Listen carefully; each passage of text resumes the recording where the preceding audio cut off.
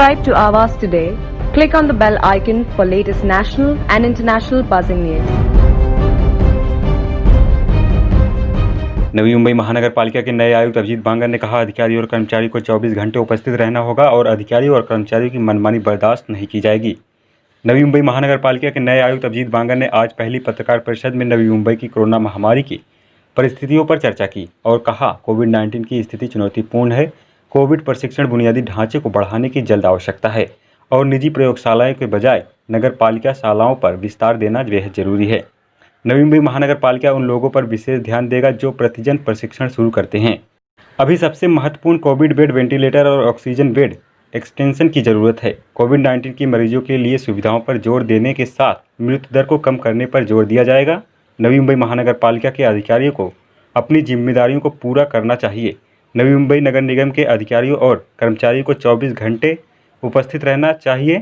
अधिकारियों और कर्मचारियों की मनमानी बर्दाश्त नहीं की जाएगी। नवी मुंबई महानगरपालिकेमध्ये कोविडच्या मॅनेजमेंटच्या संदर्भाने ज्या ॲक्शन्स घेतल्या जात आहेत त्यामध्ये एक 2-3 महत्त्वाचे मुद्दे आहेत ज्याच्यावरती फोकस करणं गरजेचं आहे। आपल्याला कोविड मॅनेजमेंटमध्ये जे 2 मुद्दे आहेत ज्याच्यावरती पूर्ण जास्त प्रशासनाचा भर असणार आहे ते आहेत आपला डेथचा जो रेट आहे तो रेट कमी करणं आणि दुसरी महत्त्वाची गोष्ट म्हणजे त्याच्या अनुषंगाने जे स्प्रेड आहे इन्फेक्शनचं ती चेन ब्रेक करण्यासाठी आपल्याला कोणत्या गोष्टी आवश्यक आहेत त्या सर्व गोष्टी करणं। याच्यासाठी आज रोजी कॉर्पोरेशनच्या वतीने मोठ्या प्रमाणावरती प्रयत्न केले जात आहेत। त्याच्यामध्ये काही बदल करणं आवश्यक आहे, काही मॉडिफिकेशन आवश्यक आहे, काही नवीन गोष्टी करणं आवश्यक आहे। एक महत्त्वाचा मुद्दा आहे टेस्टिंग इन्फ्रास्ट्रक्चरचा। टेस्टिंग इन्फ्रास्ट्रक्चर जास्तीत जास्त आपल्या शहरामध्ये क्रिएट होणं गरजेचं आहे, ज्याच्यामध्ये गव्हर्नमेंटचे टेस्टिंग लॅब आहेत आणि प्रायव्हेटच्या लॅब आहेत आणि गव्हर्नमेंटच्या टेस्टिंग लॅबची सुद्धा संख्या आपल्याला वाढवणं गरजेचं आहे जेणेकरून लवकरात लवकर आपल्याला टेस्टचे रिझल्ट मिळू शकतील। दुसरा महत्त्वाचा मुद्दा आहे कोविडच्या ज्या 3 कॅटेगरीज आहेत त्या 3 कॅटेगरीजमधल्या सुविधा इन टर्म्स ऑफ नंबर आणि also in terms of quality upgradation गरजेचं आहे। कोविड केअर सेंटरपासून कोविड हॉस्पिटलपर्यंत बेड अवेलेबिलिटी आपल्याला वाढवणं गरजेचं आहे। त्याच्यासाठी आम्ही आढावा घेतलेला आहे आणि आपल्याला कुठे ते गॅप्स आपल्याला ब्रिज करून ती संख्या वाढवता येईल। ऑक्सिजन बेडची अवेलेबिलिटी, ICU बेडची अवेलेबिलिटी ॲज वेल ॲज व्हेंटिलेटरची अवेलेबिलिटी हे इश्यूज आहेत आणि हे आपल्याला प्रायोरिटीवरती टॅकल करणं गरजेचं आहे। त्याच्यासोबत containment area management, contact tracing हे काही इश्यूज आहेत। याचं एन्फोर्समेंट जर आपण प्रोफेशनली आणि एकदम स्ट्रिक्ट पद्धतीने केलं तर मला विश्वास आहे की ओव्हरऑल जी चेन ब्रेक करण्याचा आपण बोलतोय त्याच्यामध्ये आपल्याला जो काही बदल अपेक्षित आहे तो बदल नक्कीच दिसू शकेल। कोविड मॅनेजमेंटसाठी महानगरपालिका प्रशासन 24/7 अवेलेबल असेल। सर्व स्टाफला सूचना मी दिलेल्या आहेत की सुट्टी असो, ऑफिस टाईम असो, नॉन ऑफिस टाईम असो, प्रशासनातील प्रत्येक व्यक्ती कमिशनरपासून प्रशासनातला कुठलाही अधिकारी, कुठलाही कर्मचारी हा 24/7 अवेलेबल पाहिजे आणि this is not only a rhetorical statement, आपण खरंच पद्धतीने आपण अवेलेबल असणं गरजेचं आहे। आणि ह्या प्रत्येक गोष्टीमध्ये एखाद्या ठिकाणी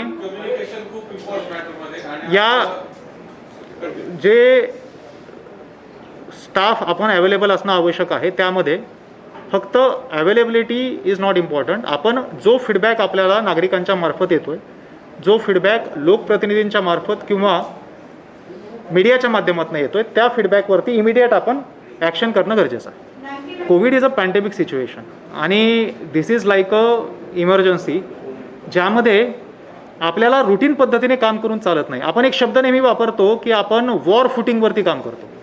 नाउ वी ऑल नो की वॉर फुटिंगवरचं काम किंवा मोहीम स्वरूपातलं काम हे मोहिमेपुरतं चालतं। कोविडची सिच्युएशन नॉर्मल्सीला कधी पोचेल हे कुणालाही सांगता येणार नाही, पण प्रॉब्लेम हा आहे की जर कोविडमध्ये आपण तेवढ्या प्रॉम्प्टली काम नाही करू शकलो तर त्याचे होणारे रिपरकशन फार सिरियस आहेत आणि त्याचे होणारे रिपरकशन कुणाचा तरी जीव धोक्यामध्ये येईल ह्या स्टेजपर्यंत जाऊ शकतात। ते होऊ नये म्हणून प्रशासनाकडनं काळजी घेणं गरजेचं आहे। आपल्या एफर्ट्समध्ये कुठलीही कमतरता राहू नये आणि त्या दृष्टिकोनातून 99% परफेक्शन पण नाही, आपल्याला 100%च काम करणं आवश्यक आहे.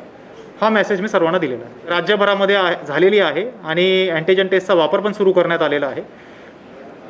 नवी मुंबई महानगरपालिकेमध्ये सुद्धा antigen test RT-PCR of course is a very important test, परंतु अँटीजन टेस्टचा फायदा आहे की अँटीजनच्या माध्यमातून आपल्याला त्वरित रिझल्ट मिळू शकतो आणि त्यामुळं ICMRने घालून दिलेल्या फ्रेमवर्कच्या आतमध्ये अँटीजन टेस्टचा वापर नवी मुंबई महानगरपालिकेत सुद्धा केला जाईल.